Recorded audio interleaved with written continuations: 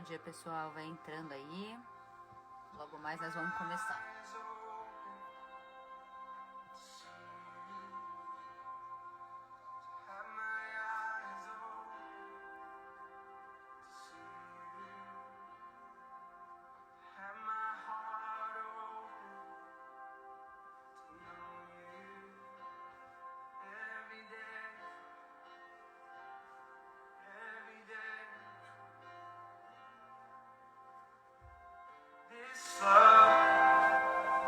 Is an everyday kind of love. Every morning I'm in it. This love is an everyday kind of love. Every evening I'm in it. Every evening I'm in it. Bom dia, pessoal. Vai entrando por aí, já que a gente começa. This love is an everyday kind of love. Every morning I'm in it. This love is an everyday kind of love.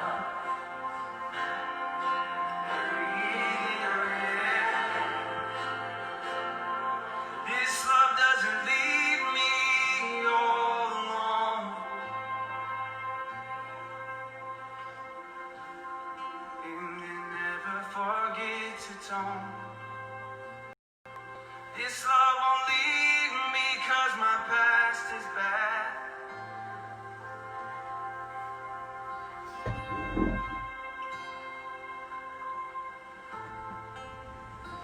Oh, when this love lifts me up above the waves,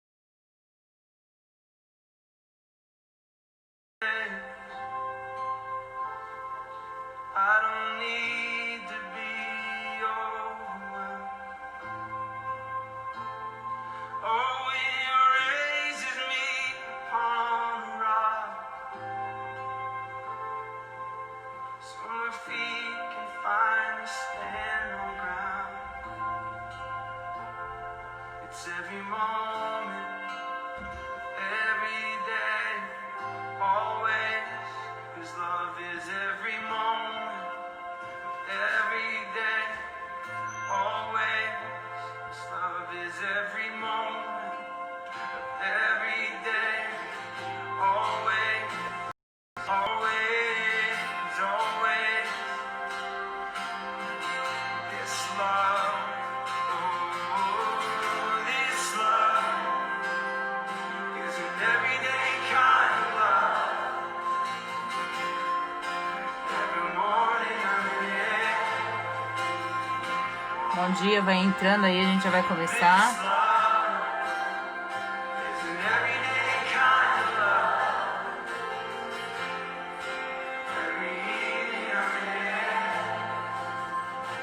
Oh, and this love never leaves you to walk a road alone. Oh, his voice calls out above the noise. Oh, and this love doesn't care if you don't think you can cut it. Oh, he takes you in and he lifts you up and he gives you faith so you can lift your head and you can run real fast. You can feel his joy. This love is an everyday kind of love. Every morning I'm in it. This love, oh, is an everyday kind of love. Every evening I'm in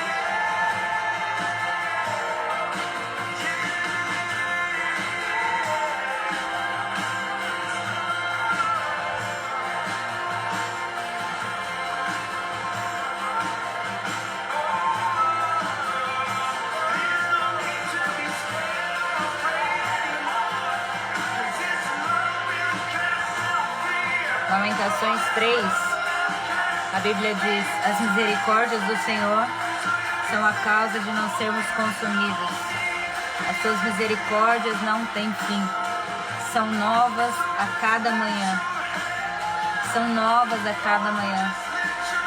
As misericórdias do Senhor são a causa de não sermos consumidos. Grande é a fidelidade do Senhor. A minha porção é o Senhor, diz a minha alma, portanto esperarei nele.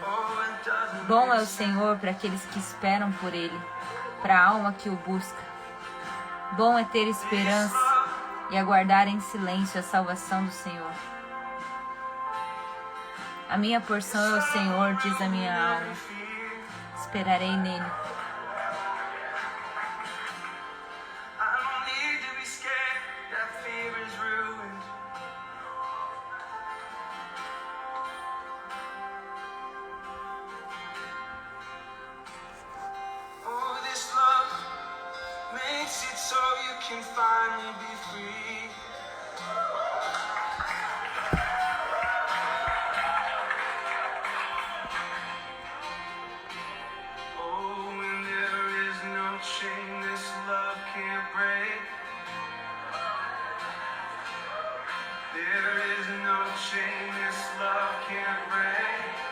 Não há cadeias que o amor de Deus não possa quebrar.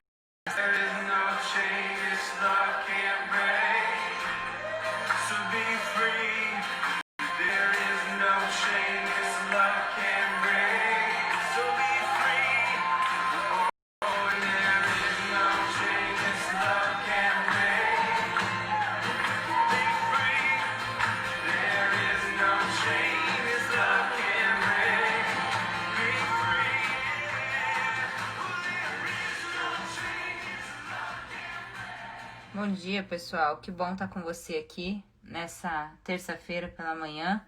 Na verdade é terça com cara de segunda, né? Porque hoje, pós-feriado, 3 de novembro, gente. Nós estamos em 3 de novembro de 2020. Uau!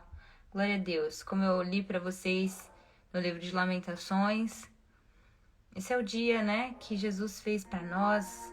Mais um dia que o Senhor nos presenteou com vida, com alegria.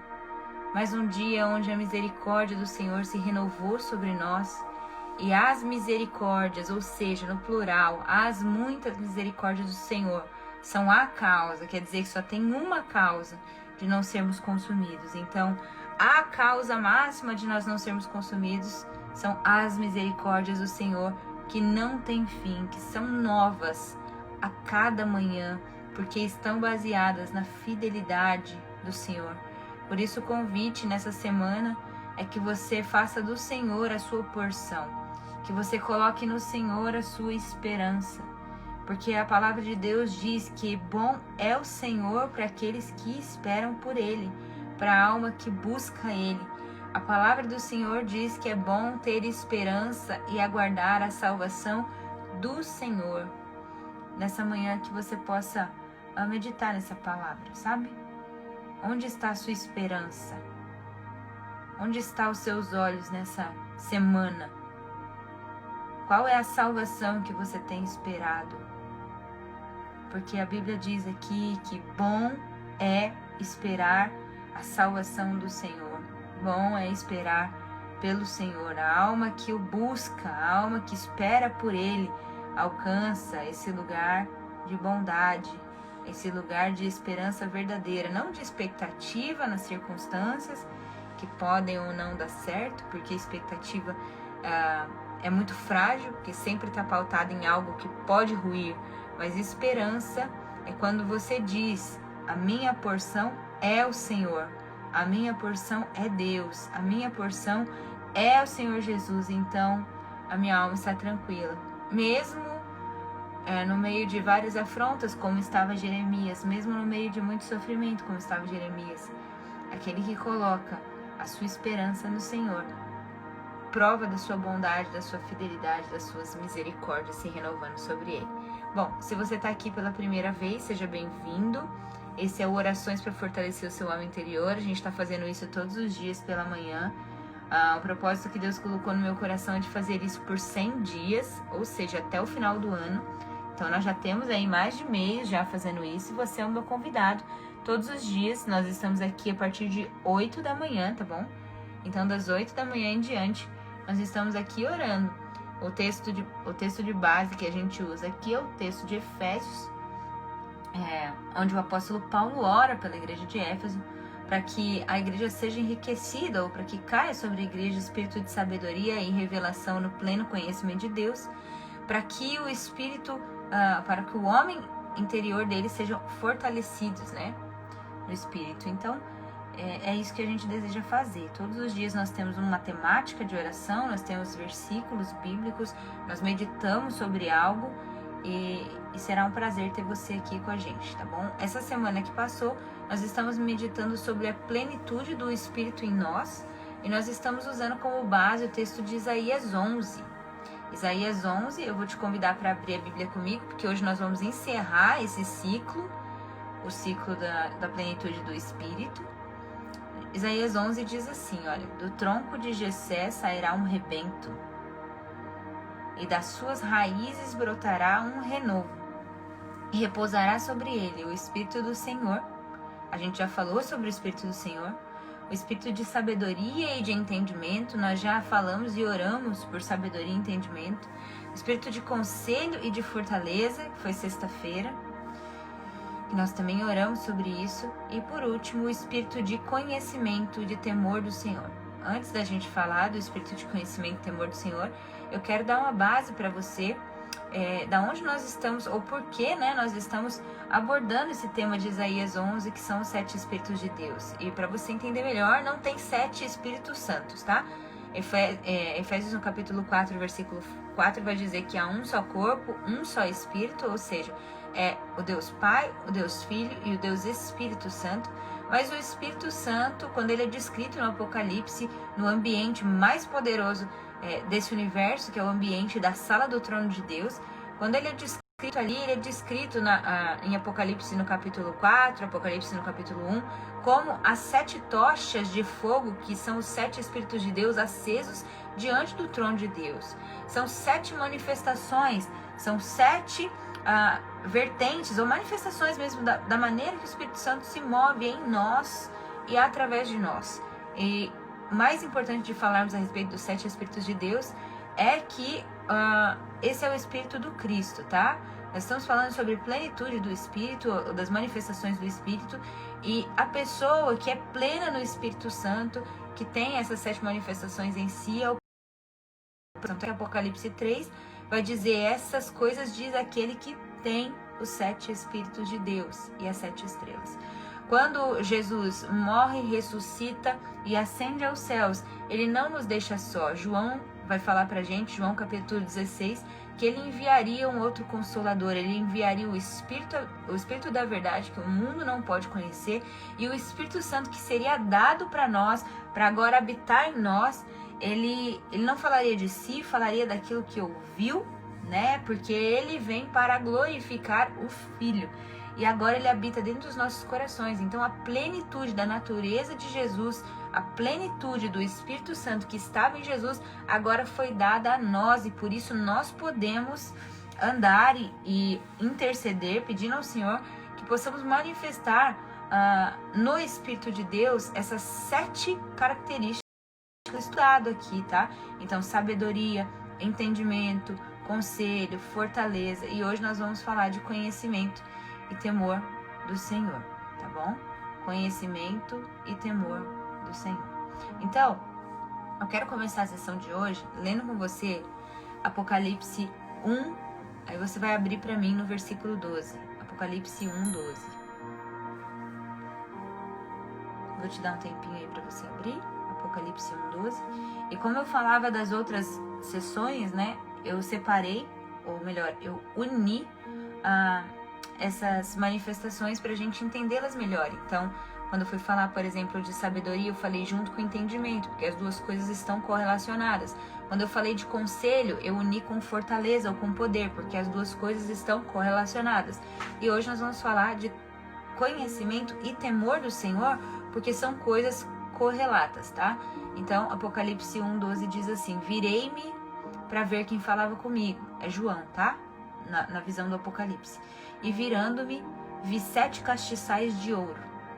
E no meio dos 7 castiçais, um semelhante ao Filho do Homem, vestido até os pés de uma roupa comprida e cingido pelos peitos com um cinturão de ouro. Nós estamos vendo aqui a descrição de Jesus Cristo, do Filho de Deus, tá? Glorificado. Nós estamos vendo João falar daquilo que ele viu na sala do trono, tá? Então, um homem vestido até os pés de uma roupa comprida e cingido pelos peitos com um cinto de ouro. 14. A sua cabeça e os seus cabelos eram brancos como a lã, como a neve. Vai montando a imagem aí na sua mente.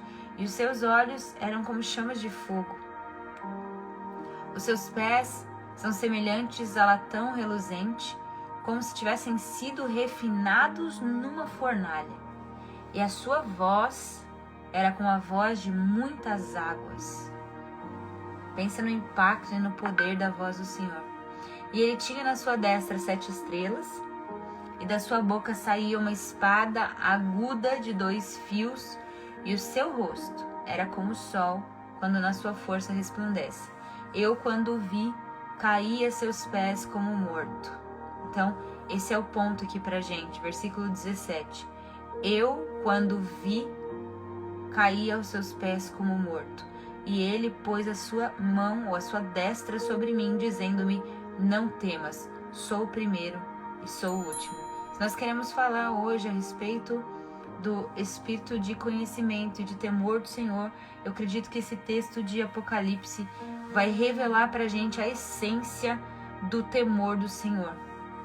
Porque João, ele foi chamado, né? Ele teve esse chamamento da parte de Deus. João, sobe pra cá que eu quero te mostrar algumas coisas. Então, quando ele sobe, e aí a Bíblia diz que ele se vira para ver quem falava com ele, ele tem essa cena desse Cristo, desse Kyrios, que é o Senhor do Universo, desse Jesus ressuscitado, glorificado, Jesus na sua majestade. Ele vê o seu amigo, aquele sobre quem ele reclinava a cabeça, né? Sobre quem ele deitava assim a cabeça no peito. Ele vê esse Cristo agora na sua posição mais elevada, ou melhor, na sua posição original. E ele vê essa figura que eu acredito, né, que tenha sido algo assim muito impactante, você ter esse contato direto com a glória de Deus. Você vê esse homem que tem uma roupa comprida, um cinturão de ouro, cabelos brancos como a neve, olhos como chamas de fogo, pés como de bronze reluzente, voz como de muitas águas. Alguém que tem uma espada afiada que sai da sua boca e o rosto brilha como o sol na sua força.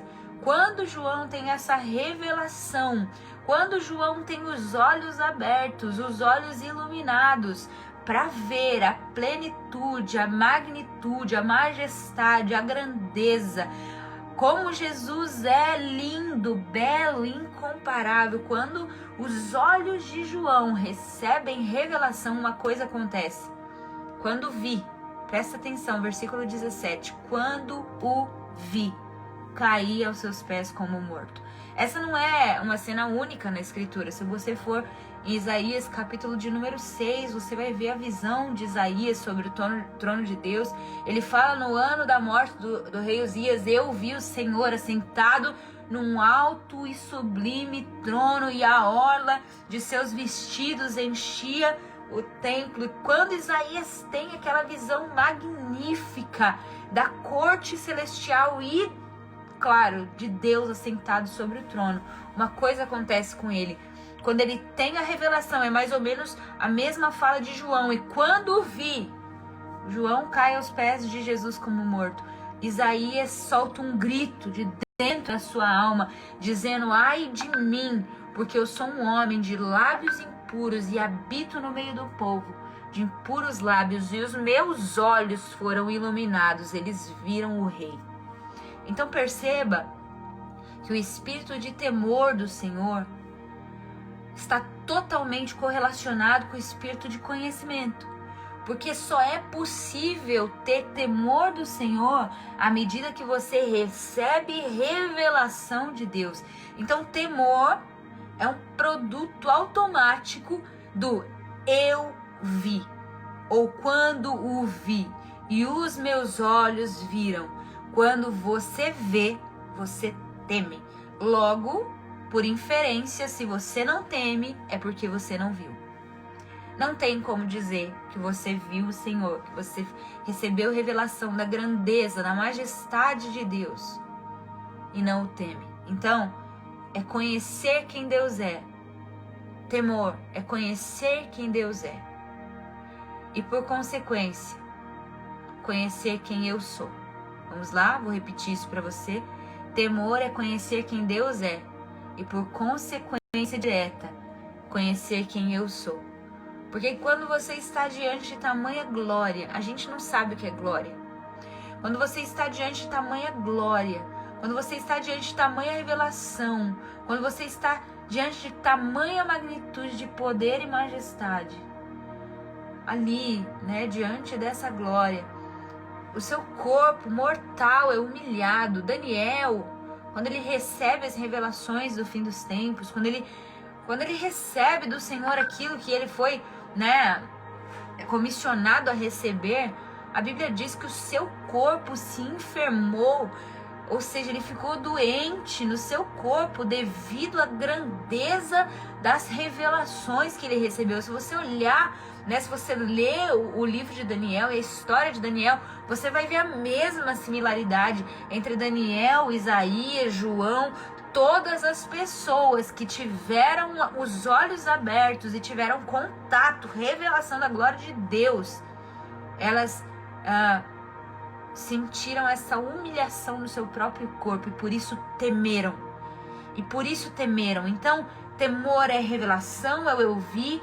Temor é conhecer quem Deus é e por consequência quem eu sou, e por isso eu me humilho, eu temo, por isso entra no meu coração uma santa reverência. Temor não vai falar a respeito de saber sobre Deus. Por isso que ele se correlaciona com o espírito de conhecimento. Por isso que anda junto, conhecimento e temor do Senhor. Porque não é sobre informação.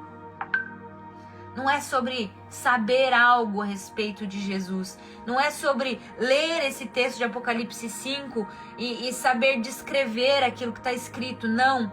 Nós estamos falando de olhos espirituais abertos. Nós estamos falando de revelação.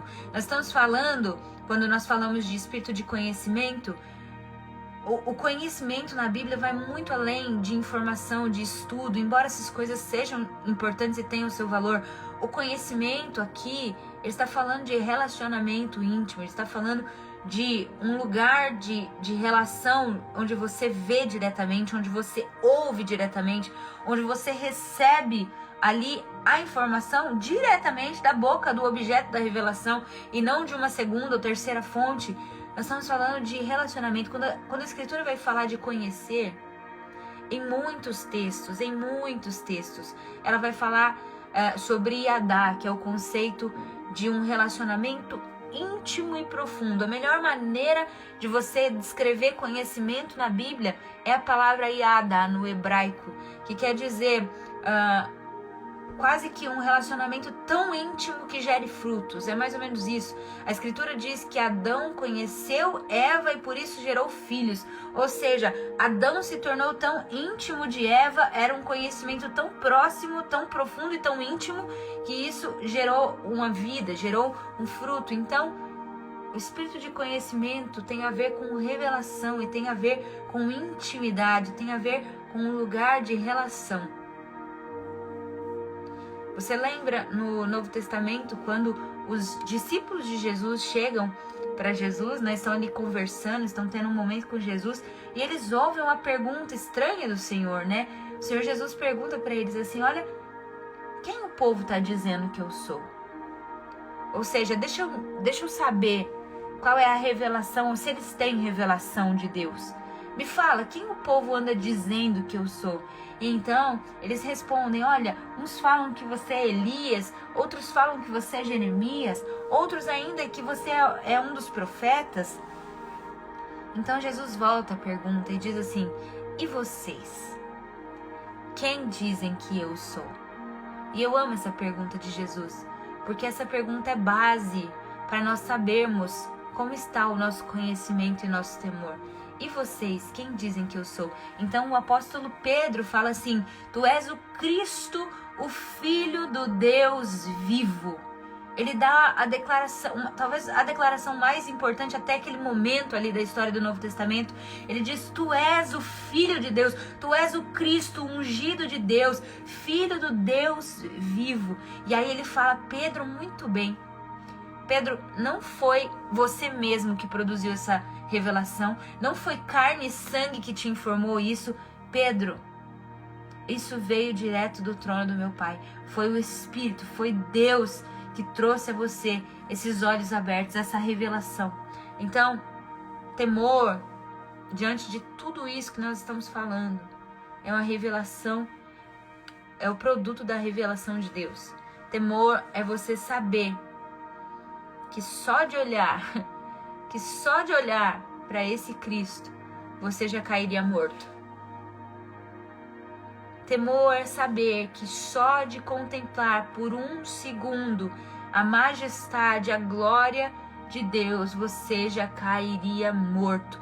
E porque você sabe quem Ele é e quem você é, então você vive uma vida reverente. Uma vida reverente, uma vida de obediência, uma vida de coerência. Você quer ver o que acontece com alguém quando falta temor do Senhor? Abre comigo em Atos 5. Atos 5 vai contar uma das histórias mais bizarras do Novo Testamento, mas é uma história, ou melhor, é um acontecimento histórico tão significativo para nós entendermos o temor. Olha só, Atos 5:1. Havia um certo homem chamado Ananias, com Safira sua mulher. Ele vendeu uma propriedade e reteve parte do preço, sabendo também a sua mulher. E levando uma parte, ele depositou aos pés dos apóstolos. Disse então Pedro: Ananias, por que encheu Satanás o seu coração para que mentisses ao Espírito Santo e retivesses parte do preço da herança? Guardando-a, não ficava para ti? Ou seja, se você tivesse ficado com o dinheiro, não era sua? E vendida, não estava em teu poder? Então por que formaste esse desígnio no seu coração? Você não mentiu aos homens, mas você mentiu a Deus. E Ananias, ouvindo estas palavras, caiu e expirou. E um grande temor veio sobre todos os que isto ouviram. E levantando-se os moços, cobriram o morto, transportaram ele para fora e sepultaram ele. E passando um espaço de quase 3 horas, entrou também sua mulher, não sabendo aquilo que havia acontecido. E disse-lhe Pedro: dize-me, vendeste, portanto, aquela herança? E ela disse: sim, portanto. Ou seja, ela confirmou a fala do marido. Então Pedro disse: por que é que você entrou em concerto com seu marido para tentar o Espírito do Senhor? Eis aí a porta, os pés dos que sepultaram o seu marido, e também te levarão. E logo caiu aos seus pés e expirou. E entrando os moços, acharam-na morta, e a sepultaram junto do seu marido. E houve um grande temor em toda a igreja e em todos os que ouviram essas coisas. Então veja, nesse contexto, a igreja de Jesus ali, né, a igreja onde os apóstolos estavam cuidando, né, do rebanho de Deus, a igreja tinha acabado de ser cheia do Espírito Santo, tinha acontecido o Pentecoste. Atos 2 vai dizer que todos andavam numa unidade de espírito, numa comunhão profunda, eles partilhavam os seus bens uns com os outros, ou seja, havia um mover genuíno do Espírito ali, de generosidade, sabe? Só que a gente precisa entender isso. Depois da descida do Espírito Santo ali em Atos, depois do batismo com fogo, veio por consequência um outro espírito, que é o espírito da tentação. Isso é um padrão na Escritura. Se você parar para pensar, Jesus recebe no batismo o Espírito Santo em forma de pomba e logo em seguida o Espírito Santo leva ele ao deserto para ser tentado pelo diabo. E foi o mesmo processo com a igreja, pessoal. tinha descido ali o Espírito Santo sobre todos, eles estavam naquele mover genuíno do espírito de generosidade, mas logo em seguida vem o diabo oferecendo a tentação. Então, eu quero falar para você isso nesta manhã, sabe? Quando existe algo legítimo, genuíno de Deus, quando há um avivamento, quando o Espírito Santo vem sobre um lugar, acorda, porque o diabo sempre vai colocar na próxima etapa uma bandeja, uma tentação, uma tentativa de falsificação daquilo que é genuíno.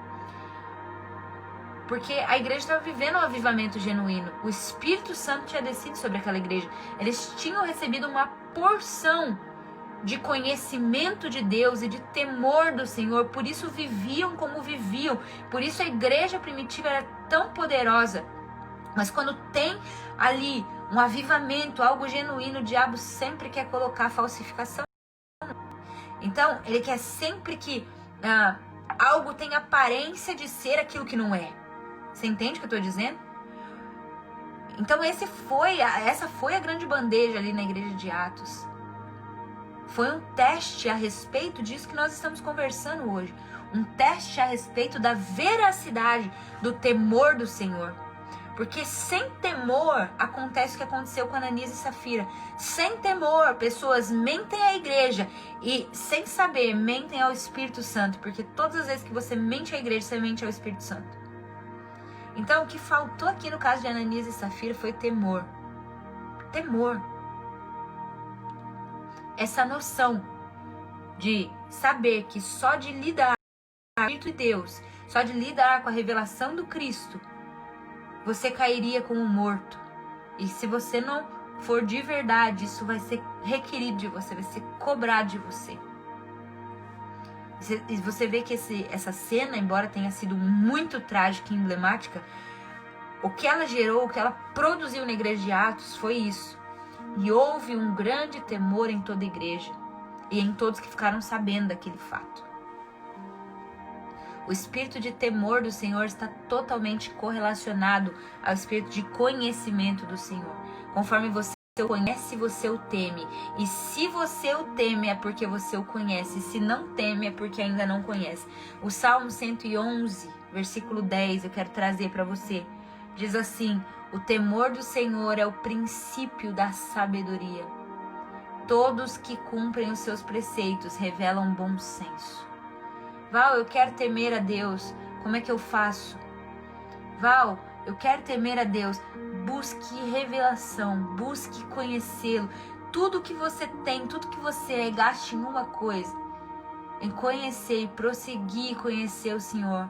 E conforme você for conhecendo, conforme seus olhos forem sendo abertos, e o conhecimento de Deus for crescendo dentro de você, o temor, por consequência, vai crescer dentro de você. E quando você teme a Deus, a sabedoria te toma. É isso que está dizendo aqui nesse texto. O princípio da sabedoria é temer a Deus. Isaías, capítulo 8, versículo 13, diz assim: ao Senhor dos exércitos, a Ele santificai. Seja Ele o vosso temor, seja Ele o vosso assombro. Eu amo esse texto. Ao Senhor dos exércitos santificai, seja Ele o vosso temor, seja Ele o vosso assombro. Será que você consegue, nessa manhã, levar tua mente a esse entendimento? Caminhar comigo nessa compreensão. Sabe por quê, pessoal? Eu tenho uma preocupação dentro de mim. Nós, enquanto igreja e até pós-moderna, nós podemos dizer assim, nós temos um evangelho e a gente tem aprendido isso com o pastor Leandro Vieira, que inclusive está aqui na minha casa.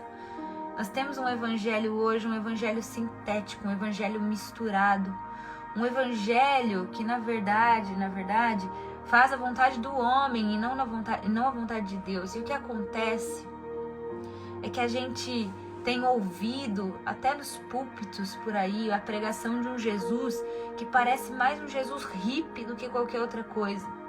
Nós temos ouvido um fragmento do conhecimento de Deus que, claro, dignifica e exalta a bondade do Senhor, a misericórdia do Senhor, a graça do Senhor, o amor do Senhor, o perdão do Senhor, e tudo isso é real, verdadeiro e digno de ser dito. Porém, é uma parte, porque o mesmo Deus que é amor é o Deus que é justo juiz.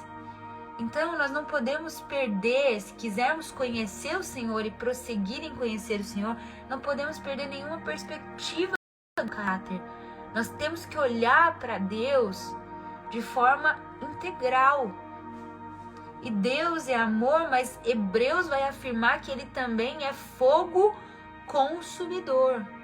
Então é por isso que Isaías tinha essa visão tão clara: seja ele o vosso temor e seja ele o vosso assombro.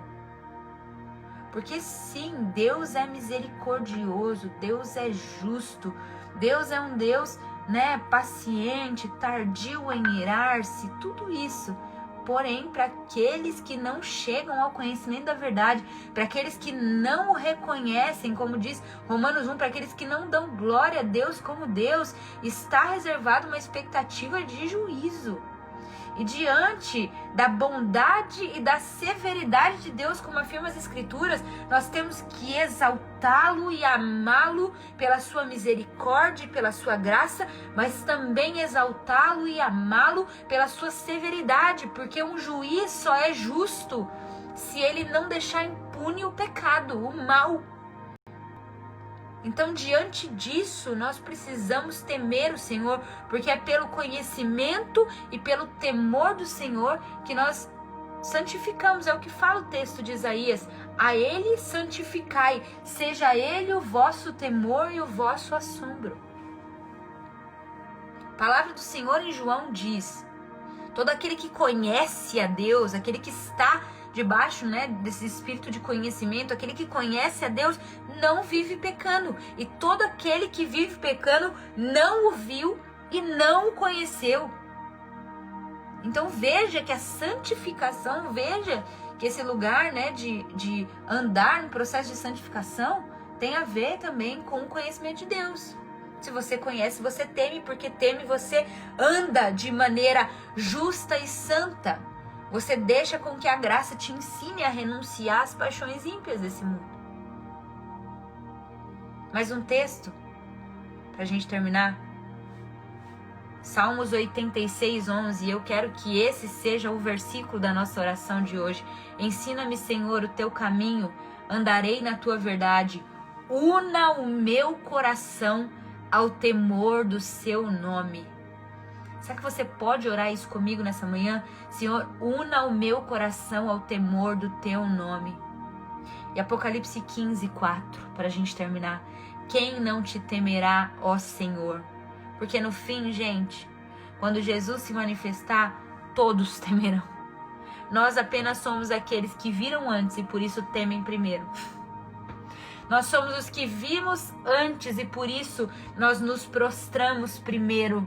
Nós somos aqueles que receberam revelação e por isso andam em assombro com a grandeza, com a majestade, com o poder, com a bondade, com a severidade de Deus. Quem não te temerá, ó Senhor? Quem não glorificará o teu nome? Pois só tu és santo. Eu tenho dito isso a todo mundo que eu converso. Uma das melhores coisas que eu entendi esse ano foi uma frase, que eu tenho orado todos os dias. É: tu és Deus e eu não. Porque o nosso coração, o coraçãozinho de Adão, de Eva, o que eles queriam? Eles queriam a árvore do conhecimento do bem e do mal, porque no fim eles queriam ser Deus. Eles queriam controlar a sua própria vida. Então eu oro todos os dias: tu és Deus e eu não. Tu és santo, plenamente santo. Tu és santo, santo, santo. Você é tão santo, Senhor, que uma vez não é suficiente para descrever a tua santidade. Tu és santo e eu não. Eu estou sendo santificada. Tu és justo e eu não. Quando eu olho, eu posso julgar de uma perspectiva errada. Portanto, o lugar de juiz não cabe a mim. Tu és digno.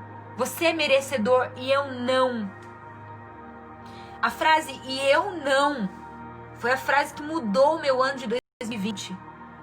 Porque a frase "e eu não" diante de todas as verdades de Deus é o que leva o nosso coração para o lugar onde a Escritura diz: humilhai-vos debaixo da potente mão de Deus, para que a seu tempo Ele vos exalte. Escuta, o lugar de humilhação, o lugar de temor é um lugar de conhecimento de Deus, e o lugar do eu não.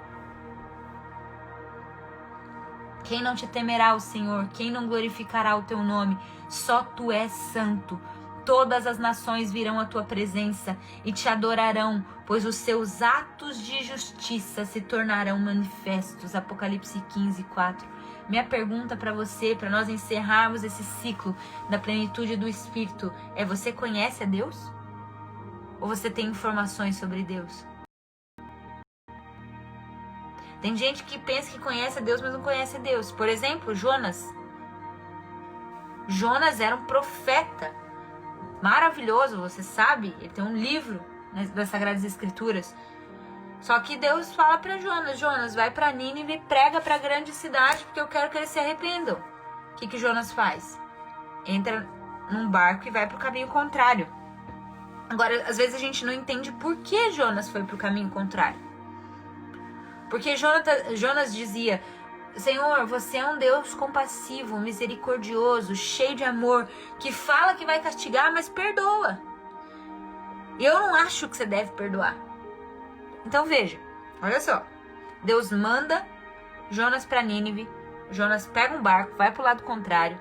Deus tem que jogar ele dentro da barriga de um peixe, vomitar ele na areia, para ele se tocar que ele tinha desobedecido. Beleza, ele resolve ir, ele vai para Nínive, ele prega para aquela grande cidade, você sabe a história, e adivinha? A cidade arrepende. Mas lembra que ele dizia: Deus, eu sei que você é um Deus compassivo, misericordioso, cheio de amor, que fala que vai castigar e não castiga. Então, ele está partindo desse lugar, certo? Um lugar onde ele diz que ele sabe que Deus é esse Deus misericordioso. Aí, beleza, ele chega em Nínive, ele prega para Nínive, a cidade se arrepende radicalmente. E a história vai contar que Jonas sai bravo, senta do lado de fora da cidade, esperando que Deus mande fogo do céu para consumir os ninivitas todos. E ele fica revoltado com Deus, revoltado, ele fica irado, porque Deus não manda o juízo. Ué, mas Jonas não conhecia o Senhor, não sabia que ele era um Deus misericordioso, compassivo, cheio de amor. Então, veja que Jonas pensava que conhecia, mas não conhecia. Esse é o ponto aqui. Jonas pensava que ele tinha um conhecimento de Deus, mas quando chegou na hora do vamos ver, mesmo tendo informações sobre Deus, o seu coração não era o coração de Deus. Entende o que eu estou querendo dizer? Então eu quero te perguntar nessa manhã: você conhece a Deus? Você teme a Deus? Você recebeu revelação de quem Ele é e por consequência de quem você é? Vamos orar nessa manhã? Vamos pedir ao Senhor por espírito de conhecimento e de temor do Senhor. Pai, nessa manhã nós queremos exaltar o Seu nome, louvar a Sua grandeza. Nós queremos entrar pelas Suas portas com ação de graça. Senhor Jesus, nós queremos levantar o Seu nome mais alto do que todo nome. Nós dizemos juntos aqui em oração que não há outro nome dado entre os homens pelo qual podemos ser salvos. Não há nome maior no céu, na terra, debaixo da terra. Não há outro, Jesus, que se compare a você. Você é totalmente santo, justo. Você é incomparável, você é único na sua categoria. E todas as vezes que nós olhamos para você, todas as vezes que nós contemplamos você e meditamos na beleza da sua santidade, nós ficamos impressionados, Senhor. Nós ficamos impressionados com a sua misericórdia, com a sua graça, com a sua compaixão, com o seu amor, com a sua bondade, mas também ficamos impressionados com a sua severidade, Senhor, com a sua justiça. Ficamos impressionados, Senhor, como você consegue ser tudo isso, porque para nós, na nossa natureza humana, muitas vezes essas características seriam mutuamente excludentes. Se a gente for uma coisa, parece que a gente não pode ser a outra, mas a verdade, Deus, é que em você estão escondidos todos os tesouros. Em você, Jesus, estão escondidos todos os tesouros da sabedoria e do conhecimento de Deus. E nós queremos nessa manhã voltar os nossos olhos para Jesus, o autor e consumador da nossa fé. Nós queremos voltar os nossos olhos para te contemplar, assim como João te viu, assim como Isaías te viu, assim como Daniel te viu, assim como eles conheceram você numa medida mais profunda, numa medida mais próxima, mais intensa. Nós queremos nessa manhã, Senhor, pedir que você caia sobre nós com o espírito de conhecimento, Senhor. Nós queremos te conhecer não só de ouvir falar, nós queremos te conhecer a nível, Senhor, de poder dizer que os nossos olhos te viram. Senhor, nós queremos ter um encontro tão próximo da tua glória, das tuas virtudes, dos teus atributos, que nós possamos ter esse lugar de olhar para nós, Senhor Jesus, e dizer: e eu não, você é santo, e eu não, você é justo e verdadeiro, e eu não, você é totalmente amável, e eu não, você é Deus, e eu não. Senhor, nós nos humilhamos debaixo da sua potente mão nessa manhã. Nós reconhecemos que você é tudo e nós somos criatura. Você é o Criador e nós somos filhos do Senhor. Nós dependemos de você. Nós mais uma vez dizemos, como João diz lá no seu capítulo 15, sem você nós nada podemos fazer. Senhor, a humildade no nosso coração nessa manhã, de dizer que sem ti nós nada podemos fazer. Senhor, tem um desejo no nosso coração nessa manhã, é conhecer e prosseguir em conhecer o Senhor, é conhecer e prosseguir em conhecer o Senhor, é entrar nesse lugar de conhecimento do Senhor, nesse rio de vida, onde hoje molha, Senhor Jesus, os tornozelos. Amanhã nós podemos entrar, Senhor, e molhar os joelhos, até que nós sejamos tomados por esse conhecimento. Senhor, nós queremos entrar nesse lugar da vida eterna, como diz João, Pai, que a vida eterna é te conhecer, conhecer Jesus e o Senhor. Pai, nós queremos prosseguir em conhecer você nessa manhã, mas nós não conseguimos fazer isso por nós entendemos aqui que isso não é produto de inteligência, de leitura, de informação. Nós entendemos que isso é produto de um toque do Senhor, assim como você disse para Pedro, não é carne e sangue que revela Deus, mas é o próprio Espírito Santo. E nós pedimos nessa manhã, Pai, por favor, abre os nossos olhos para te ver, abre os nossos olhos para te conhecer, abre os nossos olhos para te contemplar, Senhor, abre o nosso coração para amar o Senhor de todo o coração, de toda a nossa alma, com toda a nossa força, com todo o nosso entendimento. Senhor, nós queremos te conhecer, Senhor. Senhor, nós estamos aqui nessa manhã, Pai, para te ver melhor, para te enxergar, Senhor Jesus, para poder conhecer o seu coração, as suas afeições, a sua vontade. Nós não queremos ser alguém, Pai, que conhece apenas o seu poder, mas a sua vontade, Senhor. Sua vontade boa, perfeita, agradável. Nós queremos conhecer o seu coração para poder ser filhos que expressam a sua vontade aqui na terra, Senhor. Nós queremos te conhecer para que as pessoas possam conhecer você através da nossa vida, através do nosso próprio conhecimento. Jesus, eu peço por misericórdia, abre os olhos espirituais, abre o nosso entendimento, abre o nosso coração para te amar e para te contemplar. Senhor, eu peço nessa manhã por um batismo de revelação, Senhor, sobre nós. E por consequência, Pai, eu quero orar sobre nós, que o Senhor nos ensine o teu caminho, que o Senhor nos ensine a tua verdade e que o Senhor una o nosso coração ao temor do teu nome. Senhor, que nós possamos ser um povo que te teme, que te ama e que te teme. Um povo que considera o Senhor antes de qualquer coisa e porque te considera, Pai, te teme. Pai, no nome de Jesus, eu peço por um espírito de temor que traga para o coração da igreja zelo, que traga reverência, que traga piedade, que traga santificação. Senhor, eu oro pelas nossas vidas, santifica-nos, Senhor, nessa manhã, na verdade, por temor do seu nome, Pai. Santifica-nos na verdade, Senhor, nessa manhã. Cria em nós, ó Deus, um coração puro. Renova em nós um espírito reto, Senhor. Nós queremos limpar as nossas mãos, purificar o nosso coração diante de você, Pai. Nós queremos andar, Senhor Jesus, como você andou. Nós queremos andar, Jesus, como você andou. Nós queremos ser como você, Jesus. Enche o nosso coração de temor, enche o nosso coração de zelo, enche o nosso coração, Senhor Jesus, de reverência. Enche o nosso coração nessa manhã, Senhor, que todos nós, com o rosto descoberto, possamos contemplar a Tua glória, Senhor.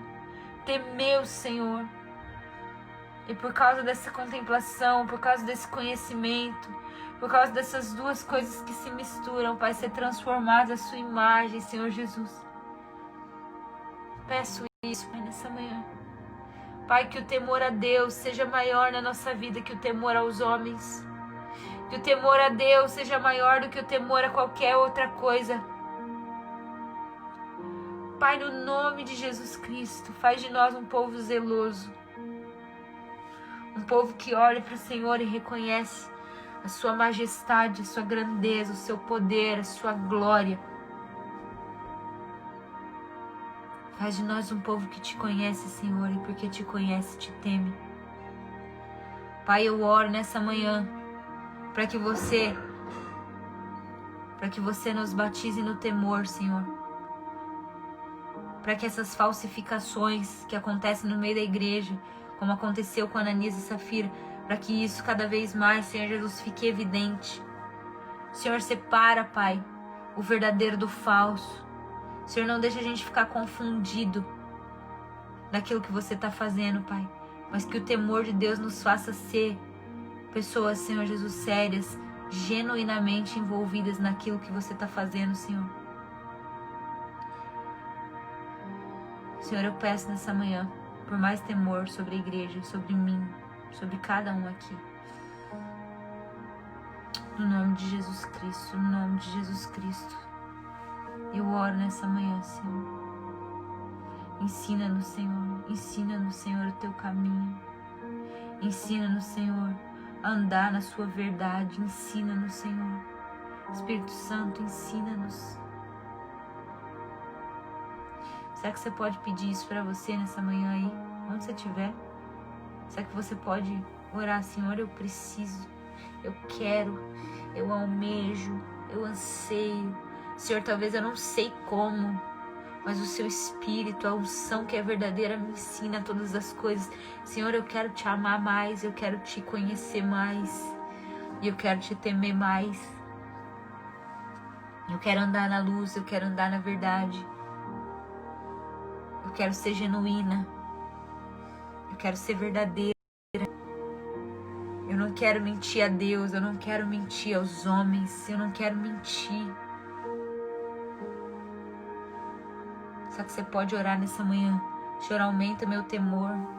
Senhor, aumenta minha reverência. Senhor, aumenta meu conhecimento. Senhor, aumenta meu amor. Oh, Jesus, obrigado, Senhor. Obrigado, Espírito Santo, porque tudo que pedimos no Seu nome, crendo, nós podemos receber. Obrigado, Senhor Jesus, porque a Sua Escritura nos diz que se nós buscarmos, nós encontramos. Se nós batermos, vai ser aberto para nós. Obrigado, Senhor Jesus, porque você disse que o Pai está disponível para nos dar mais do Espírito Santo. E nós queremos fechar esse ciclo aqui da plenitude do Espírito em nós. E queremos pedir que o Seu Espírito Santo nos faça como Jesus, plenos, pessoas que se movem no Espírito do Senhor, no Espírito de sabedoria e entendimento, no Espírito de conselho e fortaleza, no Espírito de conhecimento e temor do Senhor. Pai, que nós sejamos a expressão do Seu Filho hoje, aqui. Agora, a hora que eu abrir minha porta, a hora que eu for tomar café com a minha família, a hora que eu for continuar meu trabalho, a hora que eu for fazer o que eu tenho que fazer, que eu seja a expressão da plenitude de Jesus na terra. Que as pessoas possam conhecer você hoje, me conhecendo. É isso que eu peço, Senhor. É isso que nós agradecemos, no nome de Jesus Cristo. Amém. Amém. Amém, pessoal.